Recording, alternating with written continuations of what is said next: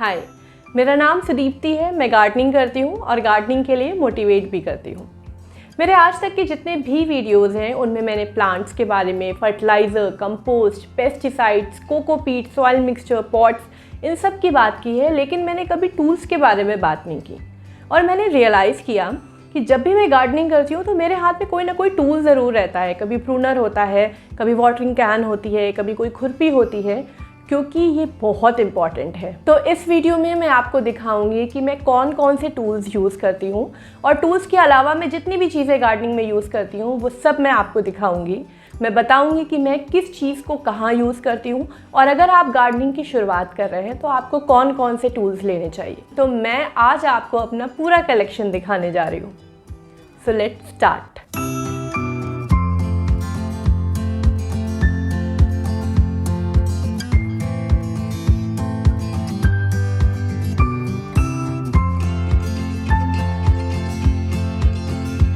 वैसे तो मेरे पास बहुत सारे टूल्स हैं, लेकिन सबसे पहले मैं आपको वो टूल्स दिखाऊंगी जो मैं सबसे ज़्यादा यूज़ करती हूँ। तो उसमें सबसे पहले आता है ये वाली खुरपी। इसको ट्रॉवल भी कहते हैं। ये मेरी फेवरेट खुरपी है और इसको मैं शुरू से यूज़ कर रही हूँ। और फेवरेट इसलिए नहीं है क्योंकि ये काफ़ी पुरानी है और मेरी मेमोरीज़ जुड़ी हैं। फेवरेट इसलिए है क्योंकि इसका स्ट्रक्चर, ये आगे से शार्प नहीं है, ये आगे से ऐसे ब्लंट है। ये बहुत इम्पॉर्टेंट चीज़ है। अगर आप किसी भी शार्प टूल से गुड़ाई करोगे ना, तो या तो उसकी रूट्स जड़ से हिल जाएंगी या रूट्स टूट जाती हैं, कट जाती हैं। और दूसरी चीज़, ये काफ़ी मजबूत है। इसका हैंडल काफ़ी मजबूत है। मैं इतने सालों से यूज़ कर रही हूँ, मुझे कोई प्रॉब्लम नहीं आई। तो मैं इसको गुड़ाई करने के लिए तो यूज़ करती हूँ। इसके अलावा मुझे कभी मिट्टी इधर से उधर डालनी है या कंपोस्ट निकालना है, मैं उसमें भी यूज़ करती हूँ। अगर आप भी गार्डनिंग की शुरुआत करने जा रहे हैं तो आपके पास एक खुरपी यानी कि ट्रॉवल होना बहुत ज़रूरी है। और कोशिश करिएगा कि आगे से ब्लंट हो। और इसे मैंने एक शोरूम से लिया था, 75 या 80 रुपीज़ की पड़ी थी। अब मैं आपको दूसरी चीज़ दिखाने जा रही हूँ जो मैं गार्डनिंग में सबसे ज़्यादा यूज़ करती हूँ, और वो है स्प्रे बॉटल। मैंने आज तक बहुत सारी स्प्रे बॉटल्स खरीदी है, कभी 150 की, कभी 200 की, और ये बहुत जल्दी ख़राब हो जाती है।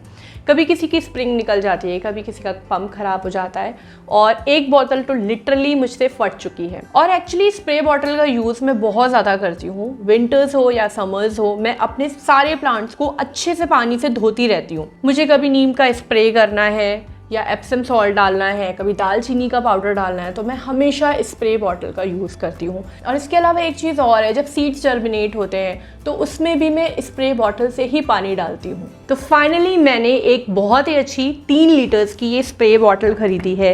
इसकी एक तो कैपेसिटी इतनी अच्छी है, दूसरी चीज़ ये इसकी क्वालिटी बहुत अच्छी है। ये 350 या 400 रुपये की ली थी। अगर आप नोएडा में रहते हो तो आशु बीच भंडार से आप खरीद सकते हो। इसको पकड़ते ही ना बिल्कुल फील आ जाती है। इसका हैंडल पकड़ते ही ना बहुत ही अच्छा फील आता है।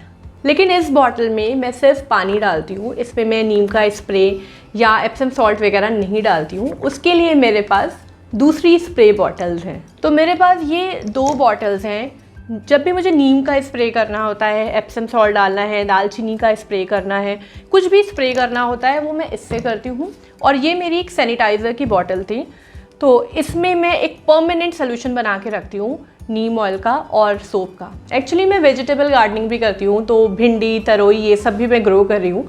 अगर मुझे कभी भी कोई भी पेस्ट दिख जाता है या मुझे कोई भी लीफ माइनर दिख जाता है ना, तो मैं इमीडिएटली इससे स्प्रे कर देती हूँ।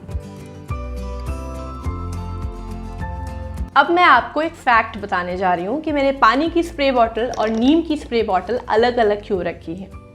अगर आप नीम का सोल्यूशन वैसे बना रहे हो जैसे मैंने अपनी वीडियो में बताया था, नीम की लीव्स को बॉईल करके, तब तो कोई प्रॉब्लम नहीं है। लेकिन अगर आप मार्केट से नीम का ऑयल खरीद के ला रहे हो और उससे सोल्यूशन बना रहे हो, तो बॉटल अंदर से स्टिकी हो जाती है, चिपचिपी हो जाती है।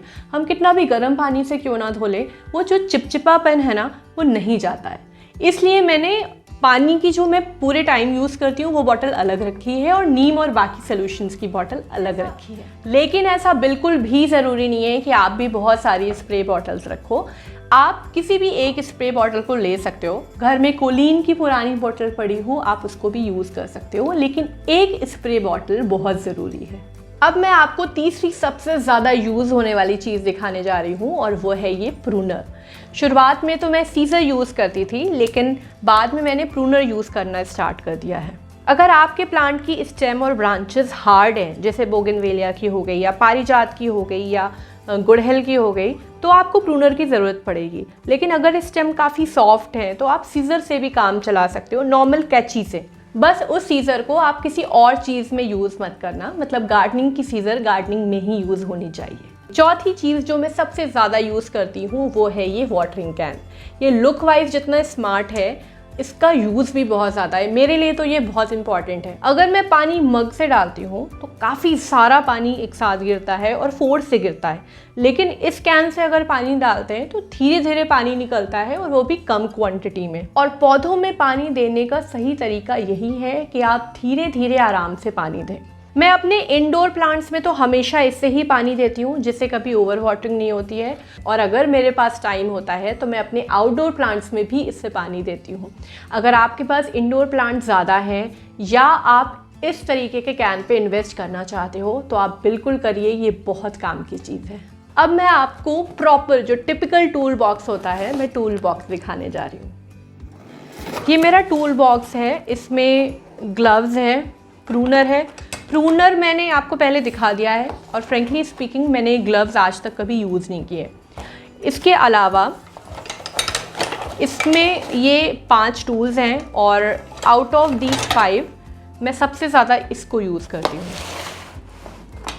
बेसिकली ये 2 चीज़ों के लिए यूज़ होता है। पहला, जब मुझे किसी सीडलिंग को शिफ्ट करना हो। दूसरा, जब मुझे किसी छोटे से पॉट में गुड़ाई करनी होती है। इसके अलावा इस सेट में 2 ट्रॉवेल यानी कि खुरपी भी हैं। एक थोड़ी सी पतली है और एक थोड़ी सी चौड़ी है। ये वाली पहले रेड नहीं थी, इसमें जंग लग रही थी, इसलिए मैंने इसमें पेंट कर दिया है। इन दोनों खुरपी का अलग अलग काम है, तो पहले मैं इसका बताती हूँ। इस सेट में इन्होंने ये प्रॉपर खुरपी दी है। इसका यूज़ होता है सॉइल को लूज़ करने के लिए, सॉइल मिक्सचर रेडी करने के लिए। मेरे पास चूँकि एक खुरपी ऑलरेडी है तो मैं इसका मेन यूज़ करती हूँ अपना किचन कंपोस्ट चलाने के लिए, या मुझे सैंड निकालनी है, या जब मैं बहुत सारा एक साथ सॉइल मिक्सचर रेडी करती हूँ तो उसको चलाने के लिए यूज़ करती हूँ। लेकिन ये प्लांट को जड़ से उखाड़ने के लिए होती है। जैसे कि हम कभी प्लांट को इधर से उधर शिफ्ट करते हैं, ट्रांसप्लांट करते हैं, रीपॉट करते हैं, इसका काम इसलिए। मैंने आपको शुरू में बताया था कि खुरपी अगर आगे से शार्प है तो ये प्लांट को जड़ से उखाड़ देती है। अब इसमें 2 चीज़ें और हैं। ये इनका यूज़ एक्चुअली बहुत कम होता है। इसका भी यूज़ सॉइल को लूज़ करने के लिए होता है। अगर आप ज़मीन में गार्डनिंग कर रहे हो या आपके पास क्यारी है, फ्लावर बेड है, उसमें अगर आप गार्डनिंग कर रहे हो, बड़े से कंटेनर्स हैं उनमें गार्डनिंग कर रहे हो, तब ये बहुत अच्छी है सॉइल को लूज़ करने के लिए। और इसका यूज़ होता है बेसिकली लाइन बनाने के लिए। सॉइल में लाइन बनाने के बाद उसमें बीज डाल देते हैं, या आपके मिट्टी में बहुत सारे अनवांटेड वीड्स हो गए हैं तो उनको रिमूव करने के लिए भी इसका यूज़ होता है। फ्रेंकली स्पीकिंग, अगर आप किसी बहुत बड़े एरिया में फार्म हाउस टाइप में कहीं गार्डनिंग कर रहे हो तब तो इसका काफ़ी यूज़ है। लेकिन अगर आप कंटेनर गार्डनिंग कर रहे हो, आपके पास 2-3 प्लांट्स हैं, तो इसकी कोई ज़रूरत नहीं है। इस पर इन्वेस्ट मत करिएगा। मैं भी कभी कभी मूड चेंज करने के लिए, आज मन आ गया आज मैं इससे गुड़ाई करूँगी, तो मैं यूज़ करती हूँ, वरना मैं भी यूज़ नहीं करती हूँ। अब मैं आपको कुछ ऐसी चीज़ें दिखाने जा रही हूँ जो एक्चुअली टूल्स तो नहीं है, लेकिन गार्डनिंग में मैं उनको बहुत यूज़ करती हूँ, जिसमें से 2 चीज़ें तो मेरे किचन से आई हैं।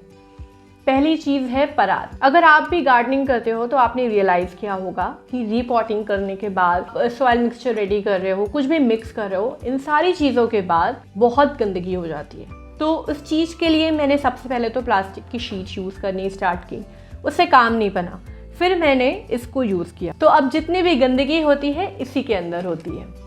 दूसरी चीज़ जो मेरे किचन से गार्डन में आई है वो है ग्लास। मेरे पास कंपोस्ट बल्क अमाउंट में है और इसको निकालने में अगर मैं ट्रॉवल का यूज़ करती हूँ तो बहुत ज़्यादा टाइम लगता है। इसके लिए ये ग्लास परफेक्ट है। मैं आपको ये छोटी छोटी चीज़ें बता रही हूँ जो शायद आपको किसी और ने ना बताई हो। मैं ये बातें इसलिए बता रही हूँ क्योंकि ये बहुत काम की हैं और इससे टाइम भी बचता है।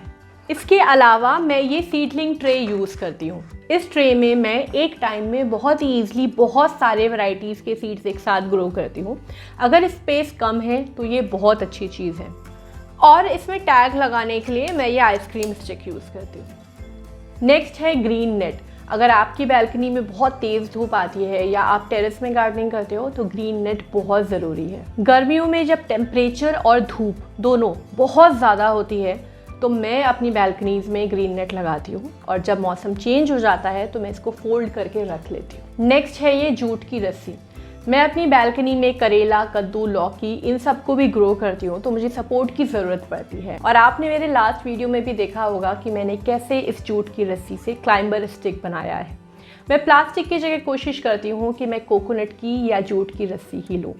तो ये सारी जितनी भी चीज़ें आज मैंने दिखाई हैं वो सारी मैं गार्डनिंग टूल्स और एसेंशियल्स में यूज़ करती हूँ। अगर आप शुरुआती दौर पे हैं, अगर आप बिगनर हैं, तो आपको इतनी सारी चीज़ों की ज़रूरत नहीं पड़ेगी।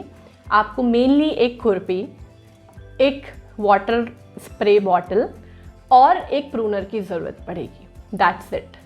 और अब मैं आपसे कुछ शेयर करने जा रही हूँ। आज मदर्स डे है और इसलिए मेरा ये वीडियो मैं अपनी मदर को डेडिकेट कर रही हूँ। मेरी मदर का नाम मिसेस अर्चना वाजपेयी है। वो एक बायो टीचर है और इस चैनल का बैकबोन भी है। जब तक मैं उनको अपने वीडियो में मैं क्या बताने जा रही हूँ, जब तक मैं उनको पूरा सुना नहीं देती हूँ और उनकी तरफ से ओके नहीं हो जाता है, वीडियो अपलोड नहीं होता है। दूसरी चीज़, मैं जैसे बात कर रही हूँ, मेरे बात करने का तरीका, वो सब कुछ उन्होंने ही सिखाया है। जब मैं स्कूल में किसी कंपटीशन में पार्टिसिपेट करती थी या मुझे कोई प्रेजेंटेशन देना होता था तो वो मेरे साथ पूरे दिन पूरी रात लगती थी। 15 बार प्रैक्टिस होती थी, 20 बार प्रैक्टिस होती थी, लेकिन जब तक एक एक वर्ड, एक एक सेंटेंस क्लियर नहीं होता था, प्रैक्टिस नहीं रुकती थी। नॉट इवन दैट, मेरा लुक, अपीयरेंस, बाल, हाइट वगैरह सब कुछ मेरे पेरेंट्स का दिया हुआ है। Thank you so much mummy for each and everything. Happy mother's day. और ये मैं वीडियो में बोलूँगी, उनको नहीं पता है, it is a surprise for her. और जितनी भी मदर्स हैं सबको happy mother's day. So make your own garden, be safe, it is very very important, and stay connected.